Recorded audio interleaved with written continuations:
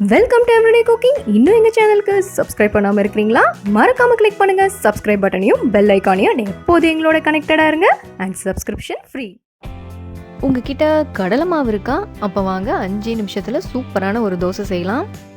இதுக்கு ஒரு கப் கடலை மாவு எடுத்துக்கோங்க.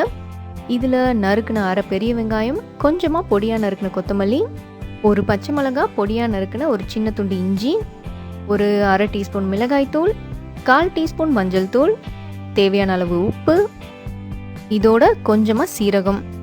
இப்போ இதெல்லாம் நல்லா கலந்துக்கோங்க. இந்த மாதிரி நல்லா கலந்து விட்டுட்டு தண்ணி ஊற்றுங்க. அப்போ தான் உங்களுக்கு கட்டி விழாது. தேவையான அளவு தண்ணி ஊற்றி நல்லா தோசை மாவு பதத்துக்கு கரைச்சி எடுத்துக்கலாம்.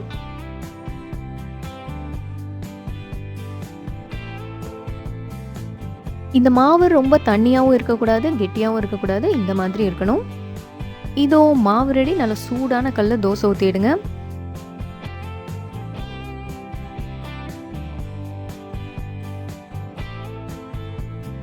தேவையான அளவு எண்ணெய் விடுங்க.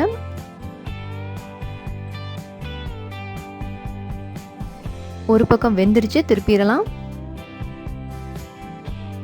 2 பக்கமும் திருப்பி போட்டு நல்லா சுட்டுடுங்க. இதுக்கு நீங்கள் சட்னி சாம்பார்னு எது வேணாலும் தொட்டுக்கலாம். ரொம்ப ரொம்ப நல்லாயிருக்கும். இதோ நம்மளோட கடலை மாவு தோசை ரெடி. வேறொரு இன்ட்ரெஸ்டிங்கான ரெசிபியோடு உங்களை சந்திக்கிறோம். மறக்காமல் எங்கள் சேனலுக்கு சப்ஸ்கிரைப் பண்ணுங்கள்.